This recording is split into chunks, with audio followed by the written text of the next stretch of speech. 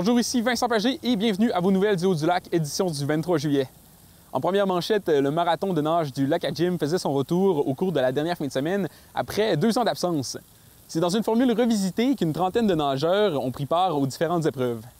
La mairesse de Saint-Thomas-Didyme, Sylvie Coulombe, nous parle de la mise en valeur du site et de l'aspect familial de l'événement. Bienvenue aujourd'hui, c'est le marathon du lac à Jim après 2 ans. On a voulu faire un peu différent, donc on fait des compétitions de 1, de 2 et de 5. Présentement, on est avec le 5e kilomètre, ils sont à leur 4e tour. Le 2 km vient de partir et tantôt, on va assister aux participants du 1 km. Des compétiteurs d'un peu partout, du Saguenay, du lac Saint-Jean, c'est des jeunes, il y a beaucoup de jeunes compétiteurs, mais il y a quand même des gens comme moi qui vont se risquer à faire le 1 km. Il y a des jeunes d'une quarantaine d'années, mais beaucoup de jeunes de la relève là, qui se pratiquent, qui se mettent au défi de faire le 5 km. L'année prochaine, on devrait revenir avec le 10 et le 15 km pour les athlètes là, qui veulent s'entraîner un peu plus fort. Parce que c'est ça, étant donné la COVID, les athlètes n'ont pas eu le temps de s'entraîner, donc on a dit on va laisser une transition entre les deux. On a sur la place des jeux gonflables, des hot dogs gratuits. On se voulait vraiment familial pour que les gens profitent de la plage. Et ce soir, souper familial avec gros feu d'artifice, méga feu d'artifice qui va être vers 10 heures sur l'eau. Donc déjà sur un magnifique plan d'eau qui fait que le feu d'artifice est encore plus spectaculaire. Bien, c'est une activité qui a été créée par Gabrielle Trottier. D'ailleurs, je ne sais pas, elle est peut-être en train d'accoucher. Aujourd'hui, c'est sa date, donc on lui souhaite bonne chance. Je suis sûre qu'elle a un petit pincement au cœur. Dans le fond, ce qu'on voulait, c'est de faire découvrir, à travers le marathon, faire découvrir le site du lac à Jim et aussi faire bénéficier à la base plein air là, une affluence de gens.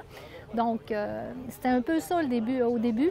Puis c'était un entre-deux, le 15 km était un entre-deux avant la traversée. Donc, pour les gens qui faisaient la traversée, c'était une belle compétition pour se mettre en forme avant de faire le 32 km.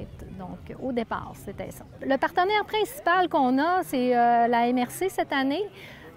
Donc, on remercie beaucoup la MRC. Puis, au niveau des feux d'artifice, bien, c'est le marathon, mais beaucoup de gens ont mis des sommes d'argent pour faire un méga feu d'artifice. Donc, je remercie tout le monde de participer puis de croire au marathon. Donc, c'est une première année qui revient, mais ce sera le début l'année prochaine. On continue dans ce sens-là.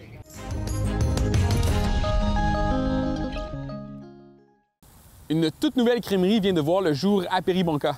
Située dans l'ancien presbytère, les gens qui désirent se gâter ou se rafraîchir cet été pourront le faire en ayant une vue sur la magnifique rivière Péribonka.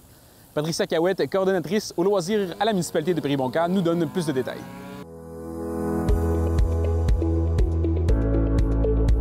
Bonjour, mon nom est Patricia Cahouette. Je suis coordonnatrice du tourisme et des loisirs pour la municipalité de Péribonka au lac Saint-Jean. Ici, on a développé un nouveau projet. On offre maintenant une crèmerie dans le village de Péribonka. La crèmerie est située dans l'ancien presbytère, l'adresse le 296 rue Édouard-Niquette. Donc, c'est directement sur la route principale, juste à côté de l'église. C'est assez difficile à manquer. Initialement, le projet est dans nos têtes depuis peut-être 2-3 ans. Ça fait un petit bout qu'on pense à manger une crème molle sur le bord de la rivière. Et puis, il y a une belle opportunité qui s'est présentée à nous avec Caroline Thibault du Palais Glacé. On a acheté l'équipement et puis elle est venue travailler avec nous à Péribonka. Une de nos spécialités, c'est les gelatos et les sorbets qui sont faits maison ici et qui sont sans agent de conservation. Également, comme autres produits, on a des smoothies, on a de la crème glacée, de la crème molle, des trempages avec notamment des chocolats des pères trappistes, donc des produits locaux. On a plusieurs spécialités, des ouragans, des cafés glacés, des thés aux perles. et également un espace pour les produits locaux. Donc, on a une belle sélection. On est sur le bord de la rivière, on a une vue imprenable. Et puis, on est directement sur la véloroute des Bleuets, sur la route 169. Les touristes, les citoyens de Péribonka, les campeurs du camping, tout le monde peut en profiter. On a travaillé avec une designer pour créer l'espace, en fait, reconvertir le presbytère. Anciennement, c'était du tapis, c'était une bibliothèque avant.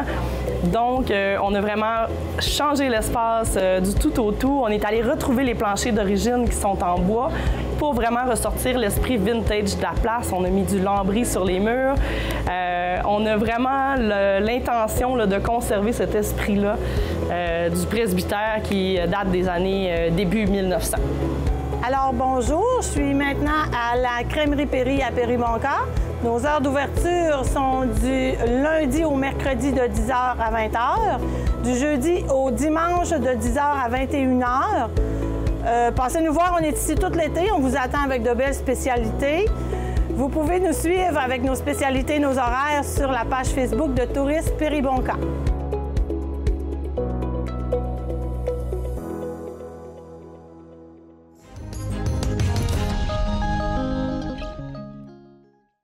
L'Association des familles monoparentales et recomposées de Maria-Chapdelaine, le CAPS, ainsi que le dépanneur Pierrette nous présentent cette année la course sucrée-salée de la rentrée présentée par Desjardins. Un événement familial, coloré et surtout gourmand qui aura lieu le 10 septembre prochain. Il reste encore des billets et la prévente se termine le 31 juillet. C'est pour s'amuser, pour le plaisir, puis oui, à tous les kilomètres, finalement, il va y avoir des bonbons. Sur le site, il va y avoir beaucoup d'animations, on va avoir un village gourmand aussi. Donc, on veut faire participer la population, les entreprises locales aussi et tout ça. Puis on veut vraiment, même du monde de l'extérieur qui vient de faire la course, regarder, c'est un petit parcours, puis c'est ça, sinon chronométré, vous prendrez le temps qu'il faut. Ce qui est important de savoir, c'est qu'on a mis aussi un beau concept de l'AFMR, c'est-à-dire de mettre une couleur ou une thématique, si on veut, à chaque heure. L'objectif étant, un petit peu comme les petits garçons qui sont ici présents aujourd'hui, justement de se déguiser, soit un vêtement de couleur ou quoi que ce soit, ou justement un petit maquillage, peu importe. Mais c'est ça, c'est que ce soit plaisant, que le monde s'amuse, non chronométré, qu'on vienne faire l'activité justement en famille, en poussette. C'est pas obligé de courir durant 5 km, pas du tout. Tu sais, ceux qui veulent le faire à pied, tout ça, prendre leur temps. Bien, c'est tout simplement ça en tant que tel, la course sucrée-salée pour la première année. Dans le fond, l'inscription sera à la chapelle parce qu'évidemment, les gens devront arriver. On va expliquer tantôt les transports parce que les gens ne pourront pas se stationner ici. Mais sinon, ils vont devoir arriver à l'avance, venir s'inscrire. Dans le fond, selon ton départ, juste à côté dans le champ, bien, là, il va y avoir le départ et l'arrivée. Puis à travers le sentier, le plus long parcours, c'est 4,5 km à peu près. On essaie de. On n'a pas réussi à se rendre à 5 km pour pas que personne se croise. Là. Fait que c'est vraiment le plus long et 5 km. Puis là, on a fait quand même 1 km pour les plus petits ou ceux qui veulent juste marcher 1 km. Fait qu'à partir de 1, sinon, je pense qu'à partir, on peut écourter le parcours, par exemple, si quelqu'un aurait le goût d'arrêter, ou à peu près à 2,5 km et à 3,5 km aussi, on peut, à travers là, les sentiers, là, prendre des petits raccourcis. C'est sûr que tout va être indiqué. Il va y avoir des bénévoles qui vont tout expliquer ça lors de la journée. Puis le but étant aussi qu'il va y avoir des kiosques à peu près, on dit à peu près au kilomètre, mais à travers le parcours, il va y avoir 3 kiosques de ravitaillement d'eau, évidemment, puis de bonbons. Dans le fond, c'est le but, hein, les ravitaillements de bonbons. C'est sûr que c'est une course à bonbons, mais c'est une course sucrée-salée parce qu'il va y avoir aussi des choses salées, soit des mélanges de noix, des bretzels, où là, on est encore à regarder ça. Mais sinon, évidemment, c'est ça. Il va y avoir les bonbons sucrés-salés. Puis à chacun des stands, il va y avoir de la musique, il va y avoir de l'animation, il va y avoir de l'encouragement. C'est ça que le coloré, on disait tantôt, il y a 10 départs. Dans le fond, à tous les demi-heures, il y a des départs. Le premier à 9 h, le dernier à 13h30. Fait que c'est sans arrêt, là, les départs. Fait que on a donné des couleurs. On a bleu, jaune, c'est associé à un bonbon. L'important, c'est de suivre la page Facebook, dans le fond, vraiment la course sucrée-salée de la rentrée. C'est important. Tous les éléments là, de tous les départs, là, ça va être fait, ça va tout être distribué, ça va tout être écrit sur la page. On l'anime beaucoup. Donc, c'est présentement 10 $ pour les enfants, 20 $ pour les adultes. Les enfants, c'est 12 ans et moins. Donc, ça, c'est la prévente jusqu'au 31 juillet. Après le 31 juillet, ça augmente de 5 $. Donc, on passe de 15 $ pour les enfants et 25 $ pour les adultes. Le point de vente, c'est à mon commerce, au dépanneur Pierrette. Je peux vous dire qu'il y a déjà des départs qui sont presque complets, donc il ne faut pas trop tarder. On a beaucoup de groupes qui viennent acheter des départs, des commerces qui se regroupent les employés pour faire un départ eux autres aussi. Et faire remarquer, j'ai vu beaucoup de grands-parents venir acheter des bracelets avec les petits-enfants, donc ça va être vraiment beau de voir ça.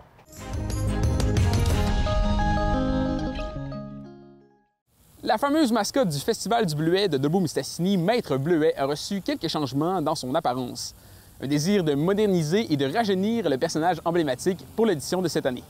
J'ai eu la chance de rencontrer Nicole Savard, qui est membre du conseil d'administration du festival. Bien là, en partant, la mascotte qu'on avait, on l'a fait refaire. Ils l'ont fait refaire, là, je pense, au 50e. Elle avait quand même une dizaine d'années. Puis Maître, il sort pas juste au Maître Bleuet, au festival. Il sort pas mal partout. Là, il était dû. Il était dû, là, il allait chez le docteur, tu sais, puis là, à un moment donné, là, il était rendu... Là, il manquait d'amour, là, on était comme plus capable de récupérer. Puis là, à un moment donné, on a fait affaire avec Création Mascotte. C'est du monde de Québec. On appelle là, la madame qui nous répond, s'appelle Cathy. Elle est vraiment gentille. Moi, je lui ai demandé, parce que là, qu'est-ce que je voulais de la nouvelle avec les anciennes qu'on avait allé chercher un peu avant du début, parce que la mascotte, elle est là depuis le début. Elle nous a envoyé des matériels de tissu qu'on voulait, puis si on disait non, ça ne fait pas, elle allait rechercher dans d'autres choses. Elle nous faisait tout, fait qu'il y a à peu près 10 étapes avant qu'elle arrive. Là. Puis il y a un délai quand même super raisonnable, même avec le manque de tout partout. Avant, elle était comme en papier mâché, elle était extra pesante puis tout. Fait que là elle a... puis il y avait le carotté, puis la salopette. Comme on est allé rechercher un peu les nouvelles, les affaires, là. Parce que l'autre, elle était carottée bleue. Puis là, ben tu sais, il y a des bleuets rouges. C'est pour ça qu'il y avait une chemise rouge avant. Fait que là, on est allé chercher cette chemise-là avec la salopette pour Fait qu'on est allé rechercher vraiment du 60e, les affaires. Puis là, on la voulait neuve, récente, là, moins pesante. La tête est taquée, elle est moins pesante. Les coussins sont lavables. Elle se lave à la machine au complet, puis elle a un corps. Tout ça, ben, elle en a partout, puis on habille la mascotte. On peut l'habiller comme on veut. À un moment donné, mettons qu'on fait quelque chose de sport, mais on peut y mettre des shorts avec un chandail. On peut la mettre comme on veut, super chicken swell, vraiment comme on veut. Fait que... Puis juste la différence entre l'autre, elle est plus chaude à cause du poil, mais elle est tellement plus légère. Elle a plein d'aération, elle est solide. Tu sais, quand la tête, elle bouge, la tête de la personne bouge, c'est le maître qui bouge. Tu sais, là, les pattes, ils bougent, bien, tu sais, c'est pas rien que l'espadrille. C'est tout le pied qui fonctionne partout, puis elle a une plus grande visibilité. Tu sais, elle a comme une belle bédaine, mais elle est douce au bout. Puis, tu sais, les cerceaux sont moins, tu sais, elle est vraiment plus doudoune. Même si, mettons, on n'aurait pas eu le COVID, elle était prévue pour le 60e. Okay. On avait vraiment comme commencé, pareil, les démarches. Elle était prévue pour le 60e, là. Elle pouvait plus toffer bien longtemps, là. Fait que, elle fit dans le renouveau, dans la nouveauté de tout. Puis là, bien, elle va suivre partout. On la suit. Là, à cette heure, elle va sortir, elle est belle au bout. Hein? Ouais, c'est ça.